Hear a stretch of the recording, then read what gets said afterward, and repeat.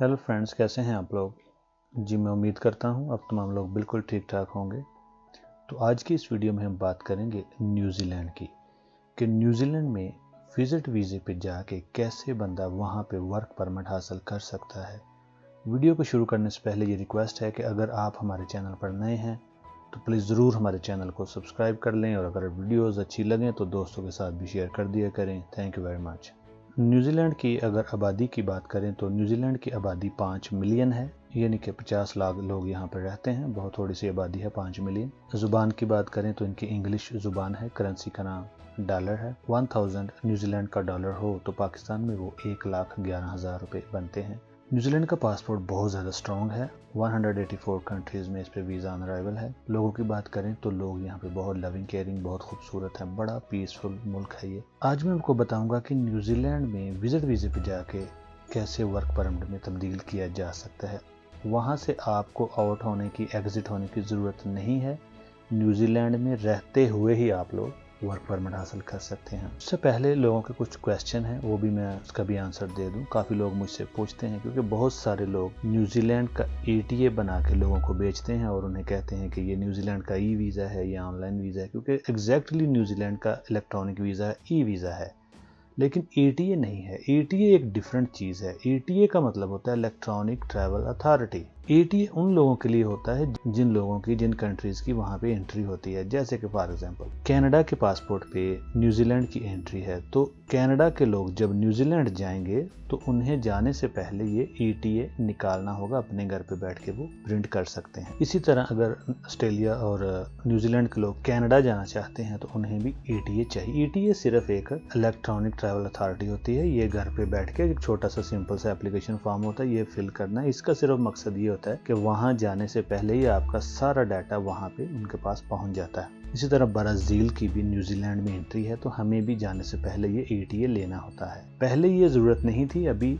Last year ही New Zealand ने पूरी दुनिया के लिए मतलब जिन कंट्रीज़ की न्यूजीलैंड में एंट्री है या वीज़ा ऑन अराइवल है, उनके लिए ETA स्टार्ट किया है। तो अगर कोई एजेंट, कोई बंदा आपको ETA दे के पैसे ले, तो जनाब ये ETA आप लोगों के लिए नहीं है। ये इंडिया, पाकिस्तान, बांग्लादेश के लिए नहीं है। ETA उन लोगों के लिए होता है जिनकी वहाँ पे एंट्री होती है।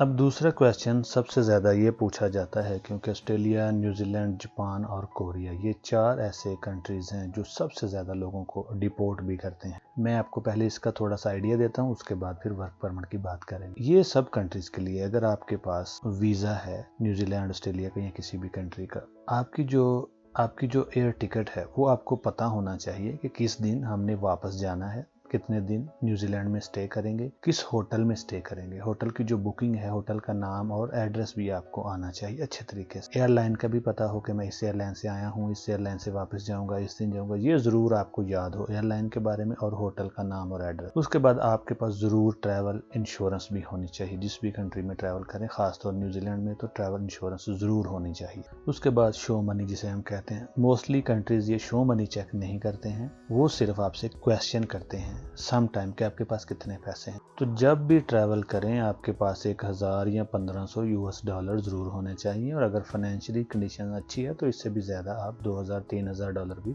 अपने साथ लेकर ट्रैवल ज़रूर करें। सबसे ख़ास चीज़ एयर टिकट कंफर्म होनी चाहिए।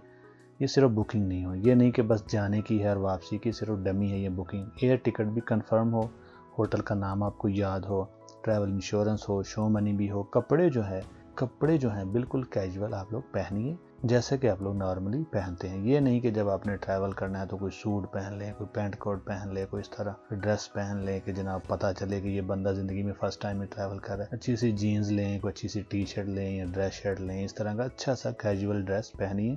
बहुत ज़्यादा फैंसी या बहुत ज़्यादा उस तरह का ड्रेस ना पहने जो जहाज़ के अंदर हर बंदा आपको देखे। बिल्कुल सादा ड्रेस पहने, अच्छी सी बंदे ने कटिंग करवाई हो, शेव की हो, मतलब कि अच्छी पर्सनैलिटी लगे, सिंपल। लेकिन सबसे ख़ास यही है, होटल का नाम याद हो, एयर टिकट और ट्रैवल इंश्योरेंस और ये सारा कुछ हो। इसके बाद अगर आप न्यूजीलैंड जाते हैं तो आपने न्यूजीलैंड जाके क्या देखना है, क्या देखना चाहते हैं, क्या करना चाहते हैं, किससे मिलना चाहते हैं।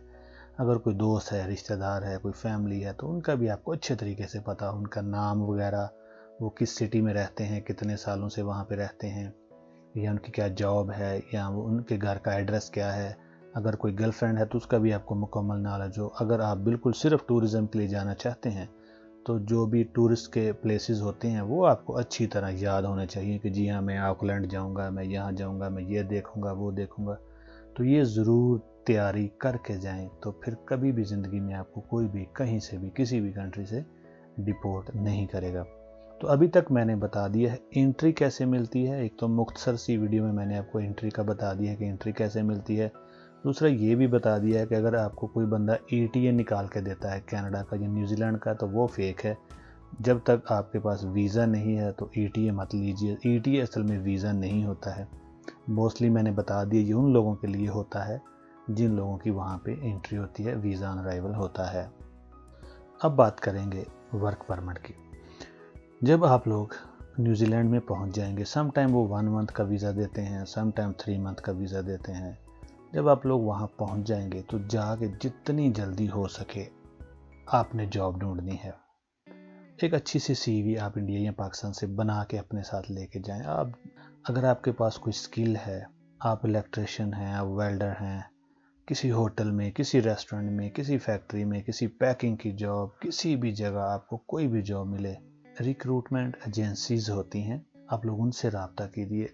अपने दोस्त, अगर कोई आपका वहाँ पे दोस्त है, रिश्तेदार है, कोई फैमिली है, जो भी है, मकसद ये है कि जैसे भी करके आपने वहाँ पे जॉब ढूंढनी है। जितना भी टाइम है, 1 महीना या 3 महीने आपका टाइम है, मोस्टली ये 3 महीने की एंट्री ही 90 डेज की एंट्री देते हैं, तो आपने जॉब ढूंढनी है। अगर आपको जॉब मिल गई, लेकिन मैं आपको बताऊं, अगर आपके पास अच्छी क्वालिफिकेशन है या अच्छी स्किल्स हैं या फिर आप मेहनती हैं तो जॉब हर मुल्क में मिल जाती है, सिर्फ काम करने वाला होना चाहिए।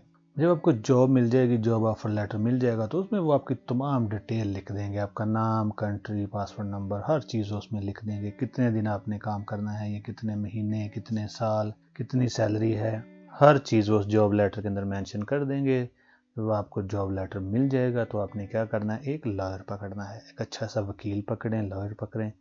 तो ये न्यूजीलैंड में कानून है। वो जो लॉयर है, अगर आप टूरिस्ट वीज़े पे हैं या किसी भी वीज़े पे हैं, शर्त यह है कि वहाँ पे लीगल हों, और अगर आपके हाथ में जॉब लेटर है तो लॉयर आपको 110% वहाँ पे वर्क परमिट लेके दे सकता है। बड़े आराम के साथ आपको वर्क परमिट मिल जाएगा, लेकिन आपने एक लॉयर ढूंढना है। सबसे पहले जॉब ढूंढनी है, फिर एक लॉयर पकड़ें। कोई भी लॉयर ले लेंगे तो वो आपका ये काम कर देगा। जितनी देर का आपका जॉब का कॉन्ट्रैक्ट है, 1 साल 2 साल का, तो उतनी देर का आपको वो वर्क परमिट दे देंगे। विजिट वीज़े पे जाके देखिए, जॉब ढूंढने के बाद आप न्यूजीलैंड के अंदर रह कर अपना वर्क परमिट हासिल कर सकते हैं। बहुत कम मुल्कों में ऐसे होता है। अगर आप US चले जाएं या अगर आप UK चले जाएं तो वहाँ ये अपॉर्चुनिटीज़ नहीं है, लेकिन न्यूजीलैंड के अंदर ये अपॉर्चुनिटी मौजूद है। तो जितनी देर आपका जॉब कॉन्ट्रैक्ट है उतने सालों का आपको वर्क परमिट मिल जाएगा। उसके बाद अगर आप अच्छे से काम करते हैं तो हो सकता है वो कंपनी आपका एग्रीमेंट एक्सटेंड कर दे, या अगर आप कोई दूसरी जॉब ढूंढ लेते हैं उस टाइम पीरियड के बाद तो फिर दोबारा इसी तरह आपका वर्क परमिट एक्सटेंड होता रहेगा। और टाइम गुजरने के साथ साथ आप वहाँ पे PR भी हासिल कर सकते हैं और बाद में न्यूजीलैंड का पासपोर्ट भी हासिल कर सकते हैं। जनाब, ये बिल्कुल लीगल है, ये न्यूजीलैंड की पॉलिसी है। अगर आप विजिट वीज़े पे भी हैं, अगर आप जॉब ढूंढ लेते हैं तो जनाब आपको जॉब ऑफर लेटर मिल जाएगा, तो वकील की मदद से आप वहाँ पे वर्क परमिट हासिल कर सकते हैं। एंट्री का भी ख़ास ख्याल रखें। अगर जापान, कोरिया, ऑस्ट्रेलिया, न्यूजीलैंड, दुनिया के किसी भी कंट्री में जाएं तो मैंने एंट्री के ख़ास पॉइंट्स बता दिए हैं। उसके बाद ETA भी आज मैंने क्लियर कर दिया है। और नंबर 3, आप जब वहाँ पहुँच जाएंगे टूरिस्ट वीज़े पे तो जाके वर्क परमिट में कैसे बदल सकते हैं। मुझे उम्मीद है आपको हमारी ये वीडियो, हमारी ये कोशिश अच्छी लगेगी। अगर हमारी वीडियो अच्छी लगे तो ज़रूर अपने दोस्तों के साथ शेयर कीजिए और हमारे चैनल को ज़रूर सब्सक्राइब कीजिए। Thank you very much. मिलते हैं जनाब कल एक नई वीडियो के साथ। तब तक के लिए इजाज़त दीजिए। अल्लाह हाफिज़। चाओ चाओ, बाय बाय।